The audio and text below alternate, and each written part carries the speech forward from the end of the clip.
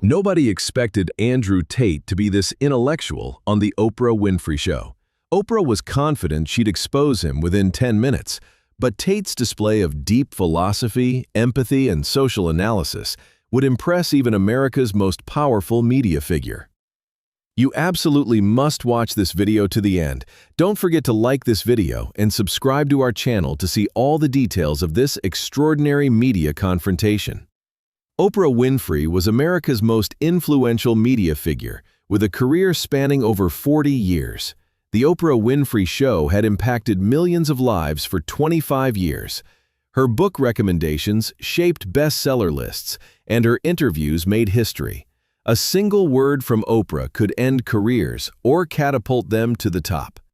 The 67-year-old media queen was particularly sensitive about women's rights, social justice, and personal development.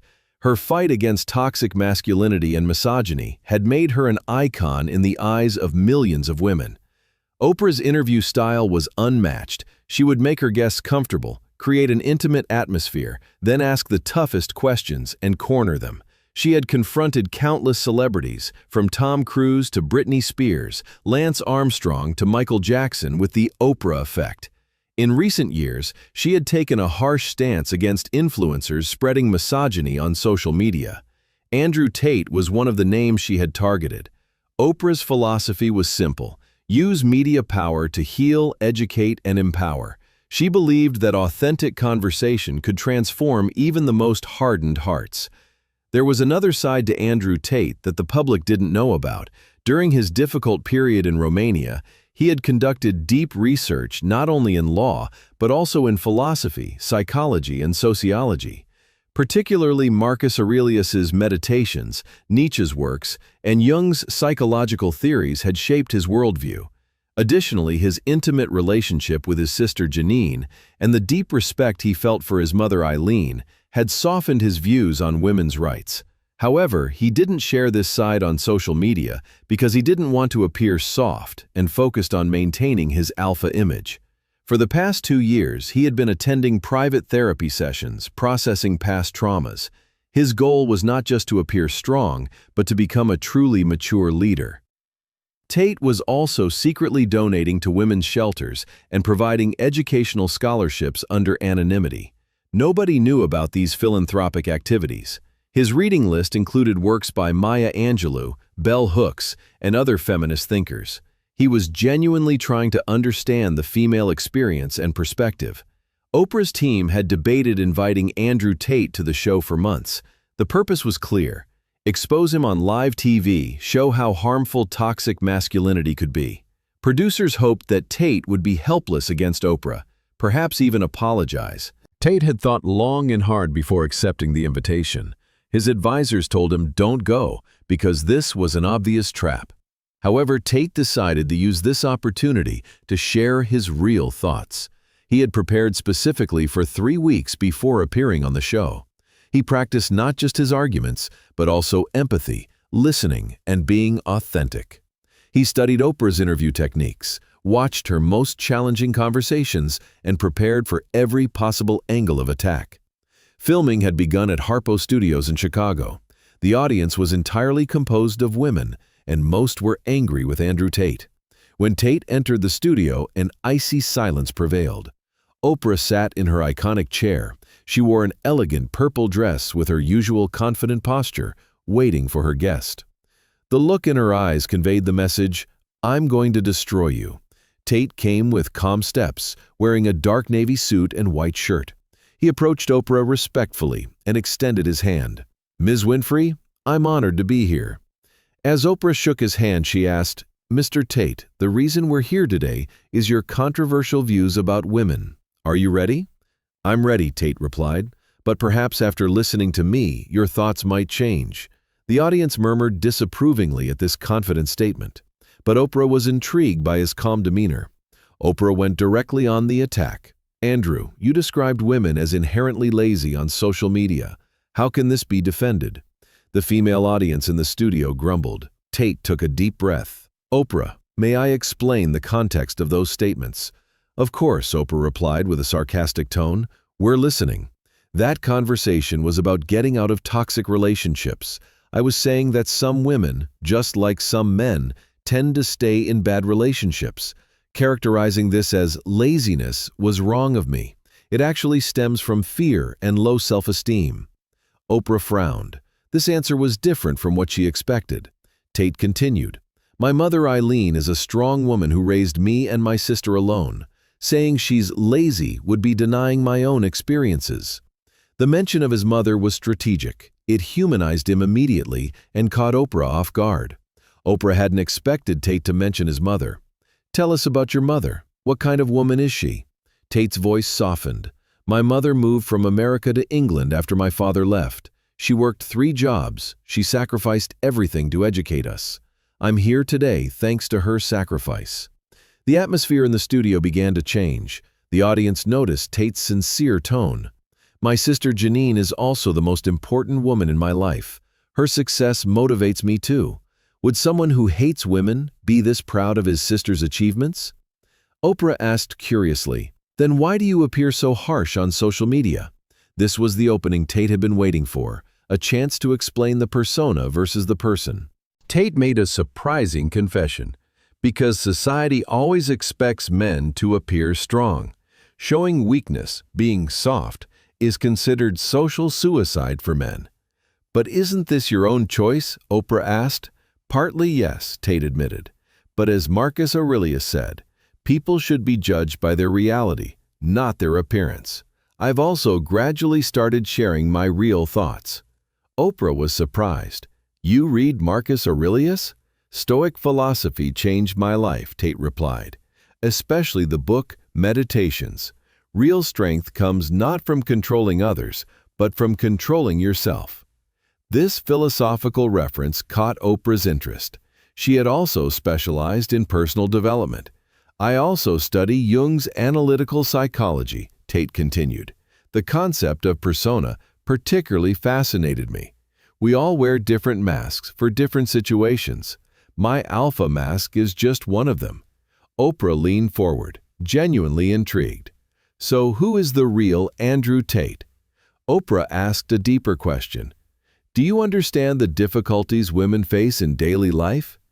Tate fell silent, then gave a surprising answer.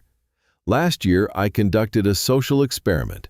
I created a fake female profile and experienced social media as a woman for a week. What did you learn?" Oprah asked curiously. "I was horrified," Tate confessed. "The inappropriate messages, threats, sexual comments I received in 1 hour. I realized women have to deal with this every day." The women in the studio were amazed. This wasn't the answer they expected. "After that experience, I reviewed my social media posts. I understood how some of my statements could be misinterpreted." Oprah was beginning to see a different side of Tate. "That's remarkably self-aware." "I've been reading feminist literature too," Tate added quietly. "Maya Angelou, bell hooks. I'm trying to understand perspectives I never considered before." Oprah moved to Tate's psychological analysis. "Is this harsh attitude actually a defense mechanism?" Tate made an honest confession. "Partly yes. After reading Jung's shadow theory, I realized society expects me to be alpha, so I play that role. But in reality, I have fragile sides like everyone else. You read Jung too." Oprah was impressed. "Analytical psychology fascinated me," Tate explained. "Especially the concept of persona. We all wear different masks for different situations. My alpha mask is one of them." Oprah was becoming increasingly interested. "So who is the real Andrew Tate?" "The real Andrew is a son who loves his mother, a brother who supports his sister, a person who hates injustice but tries to empathize." The audience was beginning to see a vulnerability they hadn't expected. Oprah wanted to test Tate's sincerity. "If you have so much empathy, what are you doing for women?" Tate hesitated, then revealed a secret he had kept. "I'm saying this for the first time. For the past 2 years, I've been anonymously donating to women's shelters. I also provide educational scholarships to girls from single-mother families." Silence fell over the studio. Oprah was amazed. "Why do you keep this secret?" "Because philanthropy should be about genuinely helping, not putting on a show. Also, I was worried it would damage my alpha image. Oprah's tone softened. This is very impressive. How many scholarships have you provided? 47 girls, Tate replied proudly. Some are now in university. Reading their success stories is the greatest reward for me. The audience began to applaud spontaneously, surprising even Oprah. Oprah moved to the media topic.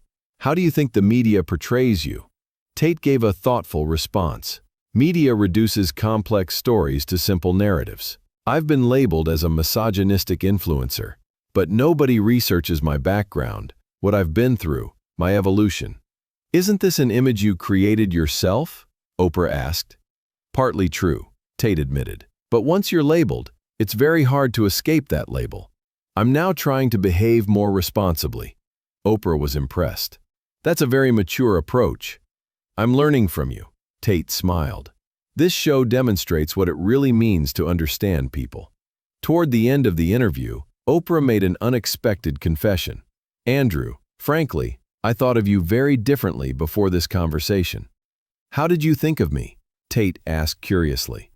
I only saw you as a representative of toxic masculinity, but now I understand the situation is much more complex. The women in the studio also noticed this change. Some nodded approvingly. Your effort to empathize, your philosophical depth, and your secret philanthropy impressed me, Oprah continued. Maybe we all judge people too quickly. This was the moment Tate had hoped for, not just vindication, but genuine understanding. Tate responded humbly, Oprah, this conversation was also very valuable for me. You taught me what real listening means. How so? Oprah asked. You allowed me to defend myself without judging me. This is real leadership, building bridges by understanding different perspectives. Oprah smiled. That's a beautiful expression. I learned from you too, Tate continued. Real power comes not from belittling others, but from giving them space to grow. The audience was witnessing a genuine moment of human connection. As the show was about to end, Oprah made a surprising suggestion. Andrew, if you'd like, we could work together on projects regarding women's rights. The studio filled with applause. Nobody expected such a collaboration. This would be an honor, Tate replied. Especially in education, we could work together, both to teach empathy to men and to empower women. Oprah spoke her final words. Dear viewers, we learned an important lesson today. We shouldn't judge people at first glance. Andrew's story shows that change and growth are possible. After the show aired, social media exploded. The hashtag #OprahTate hashtag trended. While some criticized Oprah for being too soft, most called this dialogue a healing conversation. Even feminist groups positively received Tate's transformation. One activist commented, "If he's genuinely changed, this is a huge win for women's rights." Tate's social media followers also noticed this change. His posts became more empathetic, more thoughtful. The interview became a case study in conflict resolution and the power of authentic dialogue. This interview became a perfect example of how prejudices can be shattered. Two powerful characters had misjudged each other and ended up learning from one another. Oprah showed that she didn't just judge, but made an effort to understand. Tate proved that real power was possible through empathy and understanding. This story teaches us, real change is possible, not through judgment, but through trying to understand. And most importantly, everyone has the potential to grow and change. The conversation demonstrated that even the most polarized positions could find common ground through authentic dialogue and mutual respect. Thank you for watching all the details of this magnificent media confrontation. If this story inspired you about empathy and understanding, don't forget to like and subscribe to our channel. Share in the comments the moments when your prejudices changed. See you in our next video with other impressive stories where powerful characters learn from each other.